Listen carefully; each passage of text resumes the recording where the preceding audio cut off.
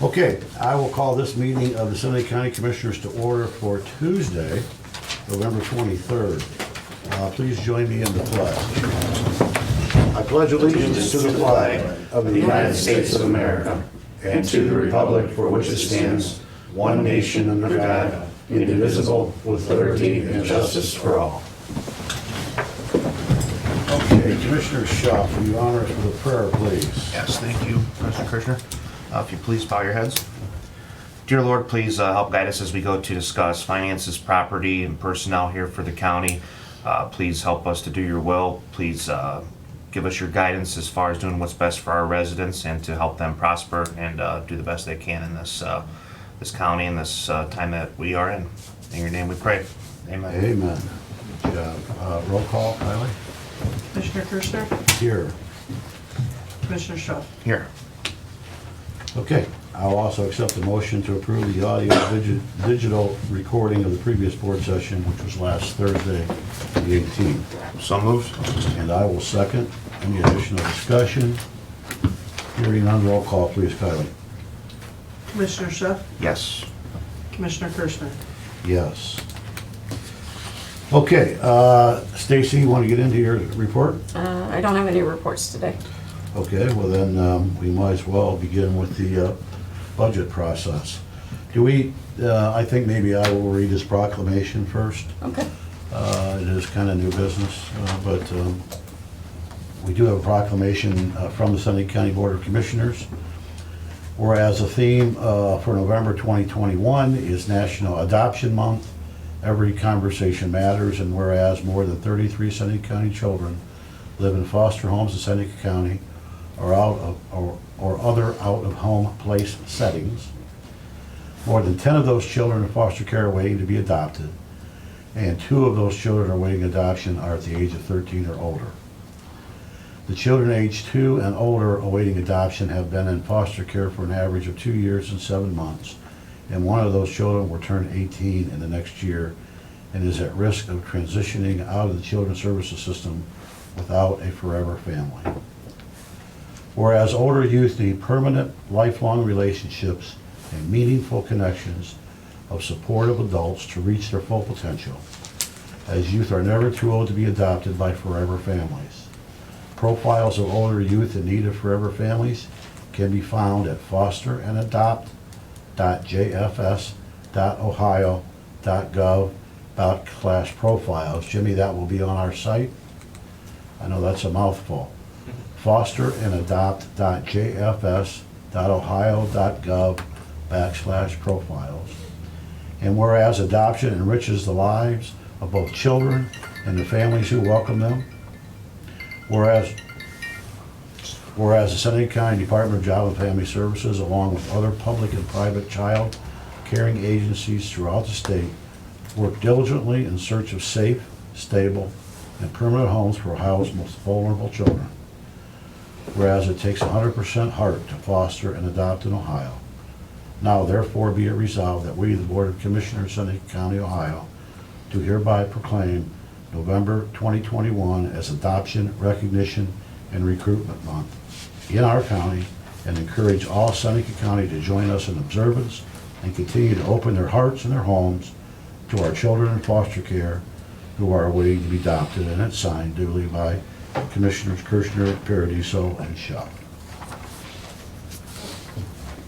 Okay. Thank you. So, any other new business? Tyler, do you want to talk about your week? No report this time, Mr. President. We just had our last meeting Thursday, but not a whole lot, so. Okay, very good. So, let's get right into the budget process. Let me just make one initial remark, and that is that today we will be talking about the operating budget for the county. There are actually 3 phases to the budget this year, a little bit different than other years. The first phase is the actual operating budget based on the amount certified to the commissioners.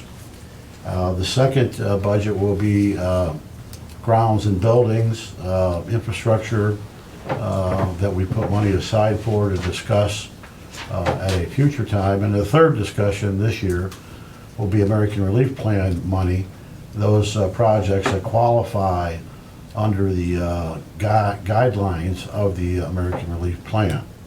So this is basically the phase that we approve the general operating budget for each of the departments. And the next discussion will be grounds and buildings. And we will not pass this budget until next Thursday, December 2nd. Today we'll have the discussions and certainly listen to anyone that has any comments. So having said that, Stace, you're on. Okay, I guess we'll start with the general fund. As you mentioned, Budget Commission certified 19 million Aye. for, Is it okay if I just do your re-inspect real quick? yeah, Okay. go ahead. What's the question? Inspecting our building. Oh, boy. Trying to get our attention. Okay. Inspecting our building. Oh, boy. Okay. I don't It's know a what that user was. on that. Back in Let's replay listen here. to it. Must be. Start all over. Okay, Budget Commission certified 19 million. We had requests from all departments for $20,252,852.57. Going through the budget, I think you guys each have a copy of it. Some of the requests from departments included raises, so I did remove those. I think you guys had mentioned maybe after seeing what the 2021 revenue comes out exactly, we can readdress raises first of the year. And the plan would be to make those retroactive to the first of the year. Yeah, okay. And any equipment requests that came in, you know, trying to get under budgets. Usually we address equipment as they come in, and some of the requests were a little vague, you know, in case I need computers or, you know, in case I need this. But some of those equipment could potentially be used out of ARP, so I did remove those equipment lines, trying to get down, you know, under the 19 million. So, I'll just say one more thing about salaries before we go on. Sure. And that is, once we know what the numbers are for the end of November, I think we're gonna be pretty content with making a decision regarding salaries, and they very well could, that decision could very well happen before the end of the year. okay. So, we could project the last month most probably, and we will keep that under consideration during the month of December. And as I remember, the Health Insurance Advisory Committee recommended keeping the HSA contribution as it has been for quite a few years now. So that is still in the budget. There were no increases, obviously, just the same amount. And that's 750 individual, 1,500 family. Yes, Okay. yep. So that's still in there. Do you have any other questions? The total for all accounts that I have in right now is 18,928,000. Oops. Pop up in my way. $18,928,067.26. Okay. I mean, the goal here is to pass a balanced budget for the county. Commissioner Schuff and I have been over it 3 or 4 times. Stacy has been over it 30 or 40 times, plus. So I have looked at each line. I saw where there were some cuts, and I saw where there were a couple of additions. So I am comfortable, at least reviewing it for the rest of the week here, and then bringing it up for approval on December 2nd. We did have a couple of budget hearings.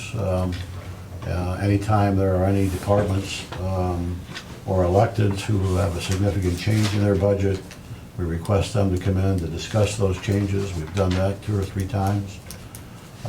There are a couple of items that are pending. You know, one is with the ag educator, for example, that we will look at again. Once we have approved what we have out here for an operating budget, our tendency is to want to do something in that area, and hopefully we have funds available to get that done. And a couple other areas that we'll talk about. Commissioner Paradiso may also have a couple of suggestions when he's able to talk about the budget. Anything else on that? Any at other, all? nope, questions? I'll open it up to Tony? discussion here. Since, Tony, do you have anything you want to add? You're on mute, Tony. Yeah, I have this locked down, so give me a Okay. moment, please, thanks. Oh, No, thank you, Stacy. Received your email at 6:55 this morning, so thanks for that final update. But no, I support everything you said, Commissioner Kirschner, and looking forward to being there next Thursday. Okay, good. so I guess we'll go to non-general fund. Usually you guys ask me what the total is, even though each of these funds are technically all separate. But to accumulate all the non-general funds is $44,871,124.45. And that covers anything from real estate, any of the grant funding that we have, roads, M&R fund, L&I refund. So I can go into details of any of these funds, and obviously I'll read them next week if you guys want to pass them next week. But if you have any questions, I do have just the initial capital improvements in for our capital improvements, but those are just the projects that were approved for 2021 that obviously we didn't get to, so they are just reappropriated. We'll address any other new items after the first of the year. So we're moving that money into 2022. Right, So they can be funded. yep, because last week, if you remember, we reduced all of those Yes. lines, so those were put back in here. The biggest of which is the health department Yep, building. CSB wall, yep, CSB. yep. So if you have any questions on that, again, you'll have time to look at it. I will try not to make any more changes.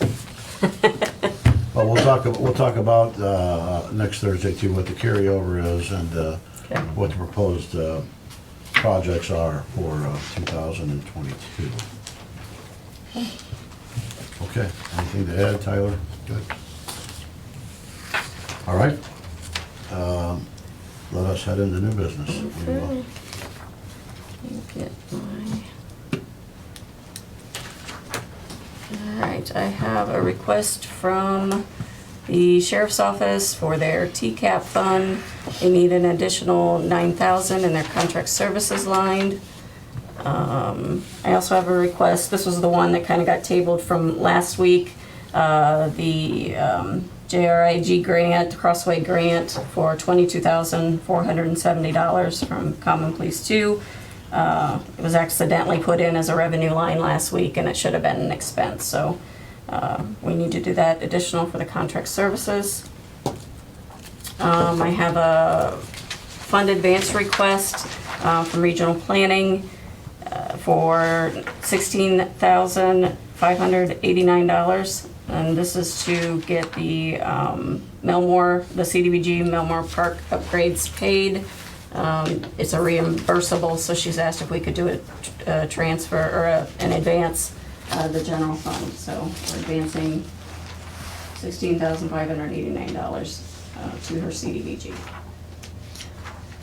I have a resolution amending purchase orders effective the beginning of the year due to a Scrivener's error. Usually when departments do supplies, contract services, things like that, instead of listing out 120 items on the purchase order, they put the gas, they're kind of specific, and then it's usually et cetera, accessories, or miscellaneous. The auditor's office had noticed that some of the purchase orders put in at the beginning of the year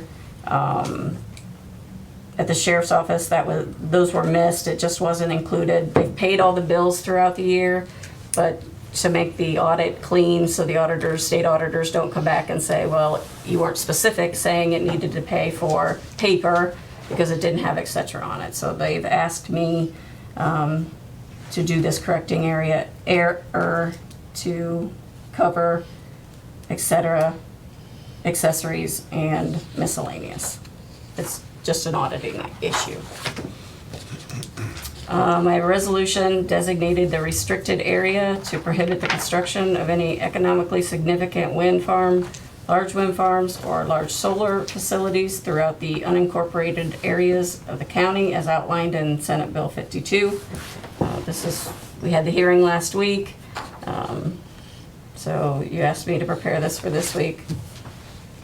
I have a resolution authorizing Seneca County Job and Family Services to accept Title 20 base and title transfer allocations from Sandusky County Job and Family Services, and authorizing Kathy Oliver, Director of Job and Family Services, to sign any other related documentation. It's just money that we didn't use, that Sandusky County can use, and then they allocate some of the funds that they can use that we need. We've done that a couple times. I have a resolution authorizing contract service agreement for Huron County Board of Commissioners for the receipt, custody, and care of Huron County juveniles on behalf of the Seneca County Youth Center for 2022. And then I have a resolution declaring the official intent and reasonable expectation of the Seneca County. This is not our resolution, so bear with me. Seneca County on behalf of the state of Ohio to reimburse OPWC issue 1 round 35 FY22 Township Road with the proceeds of tax exempt debt of the state of Ohio. This is not normally a resolution that we do. Julie and Charlene submitted it to us and said it needed done today to get the $375,000 for this reimbursement. And I think that's all I have. Okay. So I know that there is some discussion to be had on Senate Bill 52, so I will carve that out at this point. We'll do that as a separate motion. So I would entertain a motion for all the purchase orders and the authorization of funds transfer, except for as it relates to Senate Bill 52. I'll make that motion, but real quick, I had a question for Stace. Can you refresh my memory? What's the TCAP grant? Judge. TCAP is a grant from the state of Ohio that the courts have done to keep felonies of the 5th degree from going to prison. They give us money so not to send the lowest grade felonies, nonviolent felons to prison. They give us money for that. Some of it goes to the court, some of it goes to the sheriff, because instead of going to prison, they probably go to the county jail. Gotcha. So has that been changed from just from 5th degree to maybe some 4th degree? Well, yes, but the sheriff isn't getting any of the 4th degree money. The courts have kept that for our probation department. Okay. But yes, we also received a little bit more if we don't send nonviolent F4s to prison also. Got it. And there's a lot of exemptions on this. Sex offenders, we can still send to prison. Drug dealers, we can still send to prison. Violent offenders, we can still send to prison. These are mostly drug cases that are not drug traffickers. Gotcha. Thank you for that clarification. Okay, I will second that motion. Any additional discussion? Hearing none. Kylie? Commissioner Schuff, Yes. Commissioner Kirschner. Yes. Now, as it relates to Senate Bill 52, do you have that resolution there? Yes. Let me read it so everyone is very clear on exactly what the resolution says. I don't mean to bore you with this, but I do think it's important that we get this handled. Seneca County Commissioners, Mr. Kirschner, Mr. Paradiso, Mr. Schuff, met in an open regular session on the 23rd day of November 2021. And whereas it is the desire of this board to designate the restricted areas to prohibit the construction of any economically significant wind farms, large wind farms, or large solar facilities throughout the unincorporated areas of the county as outlined in Senate Bill 52. Now therefore be it resolved that this Board of Seneca County Commissioners designate the restricted areas to prohibit the construction of any economically significant wind farms, large wind farms, or large solar facilities throughout the unincorporated areas of the county as outlined in Senate Bill 52. And be it further resolved that the clerk to the board be and she is hereby authorized and instructed to certify copies of this resolution and required map to all school districts, municipal corporation, and boards of township trustees located in whole or in part within the boundaries of the proposed restricted areas. We must also post a map showing the boundaries of the proposed restricted areas at all public libraries within the county, the Seneca County engineer, the Seneca County auditor, the Seneca County prosecutor, and other agents in line with this action, and be it further resolved that this is found and determined that all formal action of this board concerning and relating to the adoption of this resolution were taken in an open meeting of this board, and that all deliberations of the board and any of its committees that resulted in such formal actions were in meetings open to the public and in compliance with the law. It has also been suggested, and rightfully so, that this resolution be sent to all our elected state representatives, along with the Ohio Power Siting Board, to make certain that they are aware of our action, and that will be done. So, I know that there is at least one person, maybe more, that would like to have a discussion about this. So I will propose this resolution. I'll look for a second, Second. and then I will open the floor for discussion. So yes, Judge Shaw. It's a matter of semantics, but I don't believe it's proposed after Well- you do that. We talked about it, we talked about that this morning. That paragraph talks about what we had to do leading up to the 30 days. I understand that. That's what you did to send out a notice that the proposed area, now it's not proposed anymore, it is the restricted area. Right, but it says the clerk of the, I know it's semantics. The clerk to the board be and she is hereby authorized and instructed to certify copies of this resolution and require a map to all school districts, blah, blah, blah, in whole or in part within the proposed restricted areas. So when we sent that out, the law required us to send it to them as proposed areas as opposed to areas. Let's make it very clear, I guess that we could add a line, if we want to do that, that says, below that paragraph, that these proposed areas have now been considered permanent restricted areas. Yeah, Set. I think proposed can create a lot of havoc. All right. It was proposed when you sent out the notice. You've now proceeding to make it more permanent. And I would say it's the boundaries of the restricted area as previously proposed in our notice or something. But the language there concerns Okay. me as an individual, not as anyone I will else. yield that another paragraph be added that says resolved. The areas designated as proposed restricted areas are now restricted under this resolution. Thank you. You accept that? Okay. Any other discussion, public or otherwise?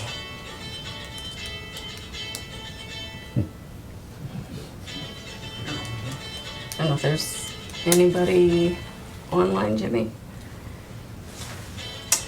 Okay. Jimmy, you nobody has their hand up or wants to have a discussion about it? Yes, I would yes, like to speak, Jim Donald. yes. Please. Mr. Donaldson, go ahead. May have to hit the unmute button. We had it unmuted there for a moment.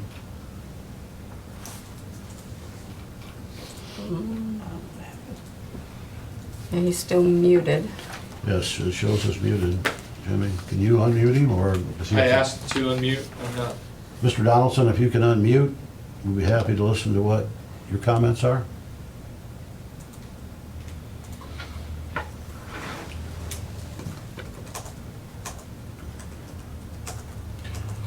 Well, as a matter of fairness, I guess that what I will say is that Jim Donaldson, 58 Braden Court in Tiffin, did write us a letter opposed to us passing our resolution as it relates to Senate Bill 52.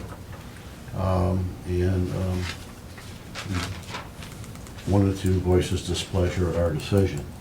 I wish that we could hear him, but Yeah. technology is what it is. I did hear him for a second there. Yeah, well, It's the same line that we were having issues with earlier where we're getting feedback. So as soon as he started talking, I hit mute really quickly because I didn't want the feedback. But now I've sent him a message asking him to unmute, and he has the privilege to do that. So if he's ready to unmute at any point, go ahead and come forward. Okay, here we go. Yes, Okay, am I coming through now? you are coming through, sir. Okay, thank you very much. I think the passing the law to prevent even the possibility of somebody coming in to our area to generate clean energy just doesn't make sense. I believe there's a silent majority in our nation that favors clean energy, but doesn't want to go to a meeting and give us a speech. Proposed action by the board, taking the option of future measures out of the hands of would be the opposite of democracy. That would be more like authoritarianism. There shouldn't be a law to automatically prevent the popular will of it would prevent citizens from coming together in the future to take actions that would be necessary to stave off the harmful consequences of the coal and oil industry, such as gas-powered plants putting carbon dioxide into the air and contributing to climate change, and coal-fired plants releasing noxious gas and particulates into the air. It should be up for a vote of the people every time. I think we should protect the potential future solar fields and wind turbine generators. I'm concerned about the future of the planet that we live on. That's my opinion.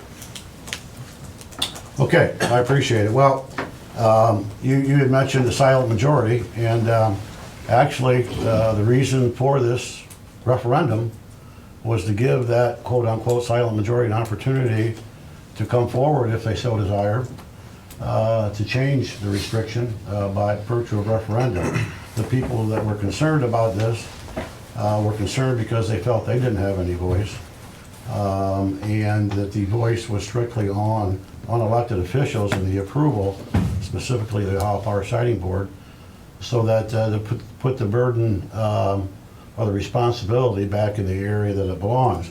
I guess that I know you're concerned about the future and about clean energy, et cetera. My suggestion is to you that our concern for the landowner, or for the homeowners in the area, is that these turbines were going to be within 1,200 feet of their back door, and I would ask the question openly: if the zoning laws in Tiffin, Ohio, were ignored, and your back door neighbor decided to allow his land to be leased for a 650-foot turbine, would you be comfortable with that, having that in your backyard?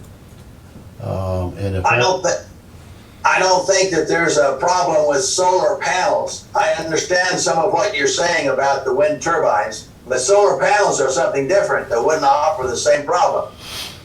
Well, it may be, and as I say, the reason for this legislation that Senator Reineke has gotten passed is just for the reason that you're talking about, and that is it gives the people a choice by virtue of a referendum to accept or reject the decision of the commissioners. So, that I think is authoritarianism reversed. And that is giving the power back to the people and back to the local authority. I mean, they have to generate 1,500 signatures for that. There was no vehicle by which a referendum could have been done with any amount of signatures prior to this. So, you have to get 8% of those people that voted in the last general election to put the resolution, put the referendum on. But at least there was a pathway to do that. There was no pathway previously for either of those proposed, or for either of those in favor or opposed to the legislation. So I don't know how this can be considered authoritarianism when what we were trying to do is give the power back to the people and give the power back to the local communities. Again, to me, that's the opposite of what you're describing. And if there is indeed a silent majority that you believe, then they have every right to put together a referendum. So I'm having a difficult time following the concern here. I'm thinking of is there's a Senate bill here that prohibits that, but the county commissioners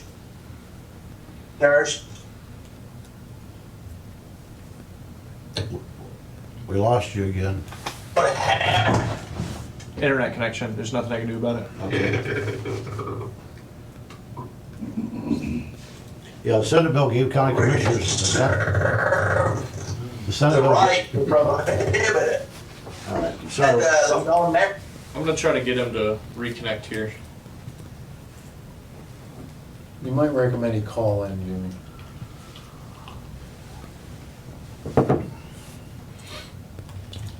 Mr. Kirschner.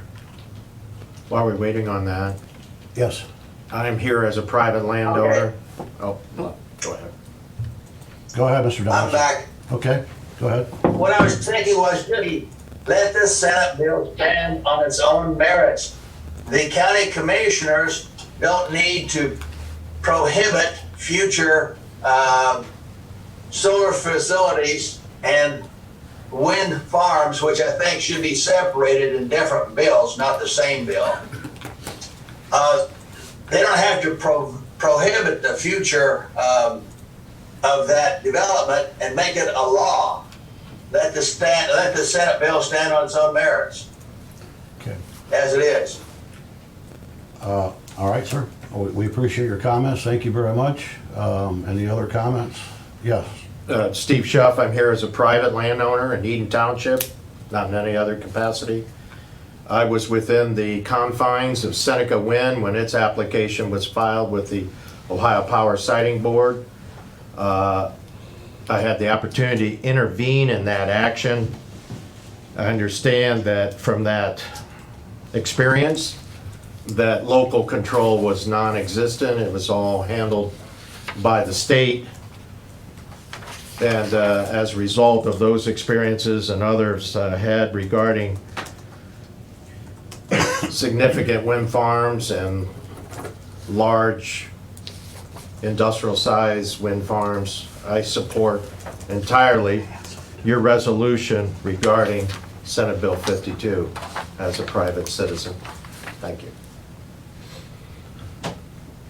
Okay. Any other comments? Yes, Jim. Jim Fiesel. When it comes to solar panels, this resolution only applies to huge solar projects, somewhere in the neighborhood of 500 acres and bigger.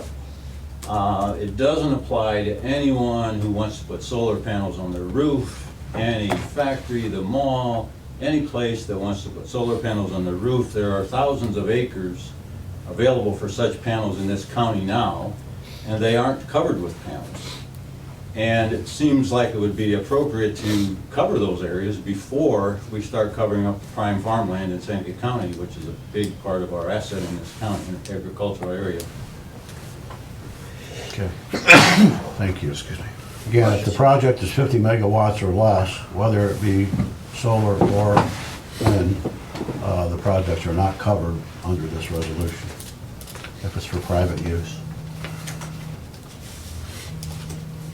Any other discussion? Okay, I have a motion on the floor. Kylie, please. Commissioner Schuff, Yes. Commissioner Kirschner. Yes. Okay. It is time for open discussion about any other topics that may be out there. It's been a long time coming to this conclusion, right? Mr. Nutter? Commissioner Kirschner. Yes, yes. Hit it, Anthony. Yeah, all I can say is, I wish I was there to be part of the formal vote, because I would have voted yes, as everyone knows. Very good. Appreciate that, Commissioner Paradiso. We're gonna get you back on the bench so you can get back in here. Mr. Nutter, you got anything to say today? I do not. No, boy. Just other than happy Thanksgiving, everyone. It's good to be here. And, Yeah, thank you. David? Thank you for all your help Yeah. with the cleanups this year too. Oh, yeah, absolutely. Commissioner Schupp, Wind Waste Innovations was happy to take part in that, and I think it's a very worthwhile program. We look forward to expanding that next year with you, and I would envision even physical labor help, on those things as well. So we're locked into that for sure. Thank you for letting us be a part of it. Much appreciated. So we have two reps from Tiffin Seneca Economic Partnership with us today. It's an honor to be here, as always. So wanted to give you a couple of quick updates. Number one, Audrey Flood, much to our sadness, and happiness for her, has moved on to another position in rural Ohio and Seneca County and other counties as well. She has taken a position, as I think you all know, with North Central Electric as a key accounts manager and economic development specialist. And we're very excited for her. Her last day was last Thursday. We currently have an open position in which rural development is specified. That goes through December the 3rd. Anyone can look up information on that at tcapsearch.com. So we're excited about continuing to move forward and provide services to rural Seneca County. Second update I would give you is that so far this year we've reached out to 177 businesses in rural Seneca County. Our contract calls for 26. So given our partnership with Carol Owen and JFS, some of the help we have with COAC, we've reached unprecedented levels of business outreach, including some larger companies that Nick works on a very regular basis. So we're excited about that as well. As the highest ever. And then last but not least, we have a contract in for review to Stacy. So we are coming to the end of this year for our 3-year contract, and we would love to keep providing economic development services as the agent of record for rural Seneca County and all of Seneca County. That includes the villages and the city of Tiffin as well. So we would appreciate continuing that kind of as is. And then we also submitted a recommendation. Commissioner Schuff and Commissioner Paradiso have been involved with the rural broadband effort. So we have something for your consideration. Stacy has the information on, the commissioners have. We're very excited about that. It's been a several months process of selecting what we felt is the best firm, and there was a clear majority, as Commissioner Schuff will tell you. And then we're also working on a couple other initiatives that have come in kind of at the end of the year. One is website. We provide some information. We know that budgets are extremely tight, but we've submitted some information that to ask you to look and see if it works for you. Again, City and Tiffin Seneca Economic Partnership, downtown Tiffin, the Sheriff's Office will be moving forward. We'd love to have the county part of that. And regardless of whether the county moves down that road, we'll work to try to make sure you're connected in to what we have. And then last but not least, also have given to Stacy is we have an opportunity to get a new comprehensive economic development strategy done and get that half grant funded in partnership with Sandusky County. We'll fund half, and then we're also working to have that to divide what's left. It's think of probably a $53,000 study. We'll get that half, hopefully grant covered, half of the remainder by Sandusky County, where the commissioners have fully funded. And then what we're trying to do down here is split it between the county and the city, so it comes up under $7,000. We know that every dollar matters, but the last one we had done was completely county funded with GLCAP. It was in 2011. And so it's really out of date. And so it's a kind of a thing we've been working on, but it looks like that we could get that half grant funding, which is now why I'm now bringing it to your attention and even asking for it. Because we couldn't get that grant funding, which isn't solidified, but we have the EDA representative saying, yes, this looks really good. We're ready to submit an application. So again, a lot going on, very excited. Our overall numbers this year, we're looking at about $45 million in new investment, more than 460 new jobs. Filling those jobs is really a big challenge. On the county level, we're working very hard. Chandler Brooms on our staff is really working on the youth-based stuff in terms of really beginning to engage employers in a much more significant way with work-based learning. So students can get exposed to what opportunities exist locally. And we just had our quarterly meeting and continue to move forward, exciting there. We have 13 public school districts, as well as Calvert Catholic and North Central Academy and the ESC involved in that. One of the largest regional business advisory councils that exists in the state. And we're very excited about that. We've been working on it several years, but we have that new staff person on board. That's all I have for today, unless there are any questions from me. And Nick may have some things as well, I don't know. But there you go. Anything to add, Nick? When you lose Audrey Flood, you got to bring two of us to replace her, right? That's what it's all about. So. Well, there has been some individual discussions with the TCAP board and executive committee, and individual discussions with some of my fellow commissioners that if there is some additional industrial projects and potentially some land to purchase, I know the city of Tiffin has been instrumental in helping you get that done in the past. We just wanted to let you know that we would be open to potential purchase of industrial land in the county or in the city to assist with future economic development. So just to put that bug in, to let you know that we certainly would be receptive to a request. Do you want to update them quickly on where the process is? So we certainly appreciate those sentiments, and those conversations will go on at the point in which I think we're ready to have those discussions. But as the board may be aware, Mike, you're on the panel, the Economic Development Committee, where this was decided. There have been a number of land opportunities that were identified through a study that TCAP had funded that we feel are prime candidates for moving ahead on purchasing of industrial land. Those conversations have been going on since that study was presented to us in the summer with some of those potential landowners. We're not at a point where we're ready for a purchase or anything like that, but as those conversations continue, we will certainly be in conversation with you, be that during an open session or individually. David, the search committee for your new person at TCEP consists of whom? Your board members? So our process is one where we create and craft the position description. We put it out on multiple channels and promote it. We talk, as well as groups, we've talked to the local universities as well. As those come in, the team evaluates it, and we first do team interviews, and then we invite when we narrow that list of finalists, we invite the entire board, and we have some sessions set up where the board gets to interact with them as well, and we take that feedback very seriously.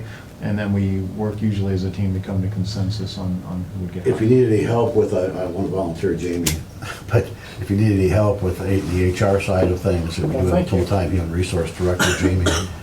I like to say I take all the help I can get. Yeah, well, Jamie Wolf, I would certainly think would at least give you some advice and making sure that things are done as they should be. Okay. I have every bit of confidence in her. David, with that joint comprehensive study that we're doing with Sandusky County, do any of the items in there include building department research? In terms of a potential county building department? As Well, opposed to I Richland know, County? well, I've sort of heard that Sandusky County is starting their own building department, and I know there's been discussion here in Seneca County about looking at different options. Is that on the docket or things to investigate? So that's, the comprehensive economic development strategy tends to be at a higher level. But when we have investigated that, we worked, I think, pretty closely with Commissioner Kirschner and Lenny Klaus and other contractors in the area. And the feeling was there was some significant change at Richland. And the group wanted to see how that was going to go. And then Sandusky County has outsourced their building department to a private contractor. And the feeling was, let's see how that goes. I think, into the new year, in the first quarter, touching base to see how everybody feels a year later, let that experiment kind of take place, Yeah. and then we can kind of reassess. So I think the feeling at the time was, and Commissioner Kirschner, has this been about a year, or was it? It feels like a year. Feels like a year. And to kind of reassess it and re-engage on that topic. So I think it's separate from the SEDS, but it's something that we have worked on and would work on again, and kind of see where people are, I think, at the beginning of the year, and see what we think. I think it has been a year, maybe plus. With our two counties being so similar, if we can combine forces on those sort of things, it's not a bad thing to look at, but. Yeah, if there's, it's all about comparing service levels, right? Because nobody's really, quote unquote, there's no revenue coming into the county or the city. It's really, so I will absolutely take a look at that. You have It no was comment? September 17th of last year when they Okay. came in. December So it's 17th? been 13, Oh, it feels pretty close to a year, yeah. Okay, well, I'll put it on our list of things to do. Thank you, seriously, thank you No, for bringing thank it you. up. Okay, Hybrid, I see, I'm not sure whether it's Mike or someone else. Any updates from Hybrids today? I see he's off mute and ready to go. Good morning, Commissioners. Thanks for the opportunity, as always. It is a slow week here, as you might imagine, with Thanksgiving holiday. The big issue of the week last week was congressional redistricting. that issue is now done, at least for now. The legislature adopted along a party line vote the new congressional districts for the state of Ohio, and those are being litigated, I'm sure. I think they filed some lawsuits as recently as yesterday on those, and so we'll see how those all pan out. But for now, I believe Seneca County is in the new 5th congressional district, and we'll see how the candidacies line up here at the start of the year.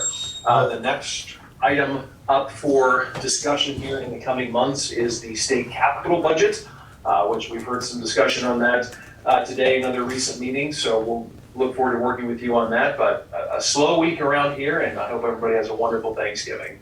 Well, it's kind of back to the future, Mike, because under Gilmore, a few generations ago, or at least one generation ago, we were the 5th congressional district, so. That's right. We are That's back right. to being the 5th congressional district.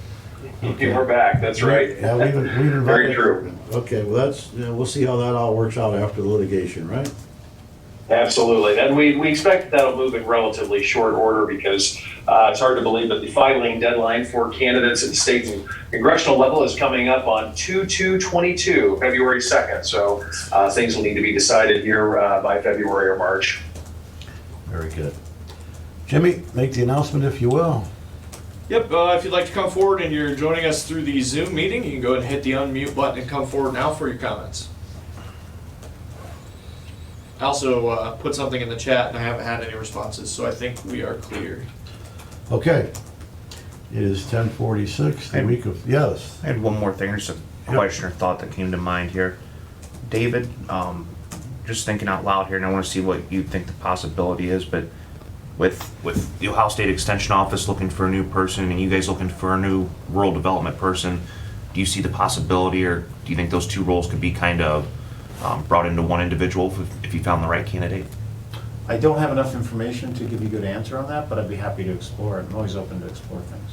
I'm just curious if we got one person on the table that we're looking at doing something with, and then you guys are looking for a person. I didn't know if we could find somebody that could do dual roles. I'll follow up with you after and see how we might proceed in getting enough information so I could give you a recommendation or a more educated thought. Thank you. Okay.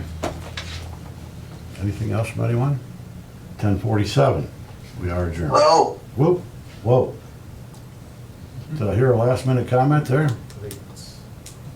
I think that's Mr. Ask Donaldson. question. Yes. Would this county resolution on S Bill 52 make it illegal for a solar panel company to even apply to the power siting board? Which would have to happen, of course, before the people could vote on it. I don't think it makes anything illegal. They could certainly apply. I have had numerous conversations with solar panel companies over the last couple of weeks, and numerous conversations with landowners who may have an interest in doing that. But it does not prohibit anybody from making any application. Okay, I just thought since it's making the large application of solar panels illegal, that it might keep a company from even applying to the power site board. Well, I think the term illegal is probably, from a semantic standpoint, it is a restricted area. We're not going to put anybody in jail if they decide they want to apply.